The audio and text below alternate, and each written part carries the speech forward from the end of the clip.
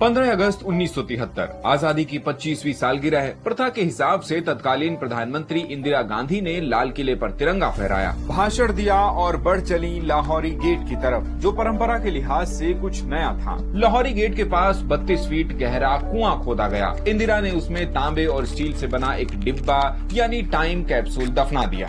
कहा ये 1000 साल बाद निकाला जाएगा, लेकिन 4 साल बाद मोरारजी देसाई ने पीएम बनते ही सबसे पहले उस डिब्बे को निकलवाया, जिसमें 58,000 रुपए खर्च हुए, जबकि जमीन में दफनाने का खर्च 7 गुना कम था। उससे क्या निकला अब तक देश को नहीं पता।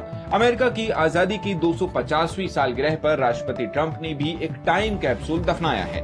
इस मौके पर बात भारत के रहस्यमयी टाइम कैप्सूल की। आजादी के 25 साल पूरे होने पर इंदिरा चाहती थी कि आने वाली पीढ़ी को पता रहे कि आज का भारत कैसा है।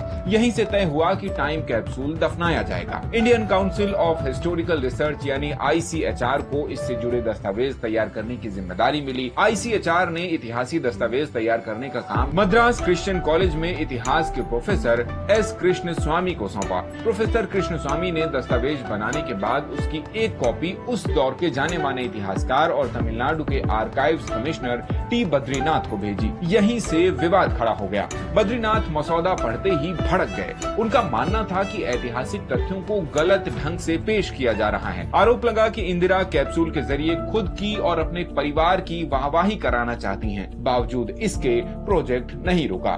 धातु से बना डिब्बा वैक्यूम पैक्ड जंगरोधी, जिसे बनाने में 8,000 रुपए खर्च हुए। दावा था कि ये 1000 साल तक सुरक्षित रहेगा, लेकिन 1977 में इमरजेंसी के बाद चुनाव हुए।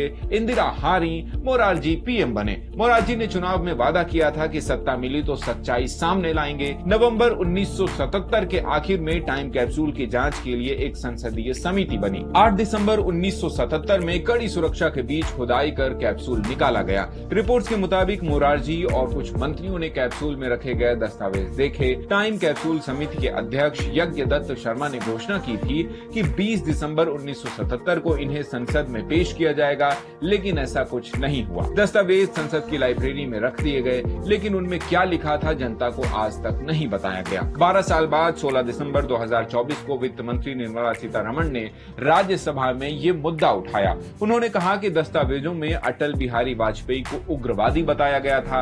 राजेंद्र प्रसाद, लाल बहादुर शास्त्री जैसे नेताओं का जिक्र तक नहीं था। भारत में खास मौकों पर टाइम कैप्सूल यानी काल पत्र दफनाने का चलन रहा है। 2010 में एक और टाइम कैप्सूल का मुद्दा काफी चर्चा में रहा। तब गुजरात के मुख्यमंत्री नरेंद्र मोदी ने गुजरात के महात्मा मंदिर की नींव में 90 किलो का टाइम कैप्सूल दफनाया था। रिपोर्ट के मुताबिक उसमें 90% चीजें खुद मोदी से जुड़ी थी। तब कांग्रेस ने कहा कि सत्ता में आने पर वो उसे बाहर निकलवाएंगे, लेकिन अब तक ऐसा नहीं हुआ। और अब 4 जुलाई 2026 को अमेरिका की 250वीं सालगिरह पर ट्रंप ने फिलाडेल्फिया में अमेरिका 250 दफनाया। 400 किलो के इस सिलेंडर में 50 राज्यों के सामान, रेल की हड्डी पर उकेरा संदेश, राइट ब्रदर्स की पहली उड़ान के कपड़े का टुकड़ा जैसी जरूरी चीजें रखी गई हैं। इसे 250 साल बाद यानी 2276 में खोला जाएगा। भास्कर एक्सप्लेनर में इतना ही। ऐसी और वीडियोस के लिए जुड़े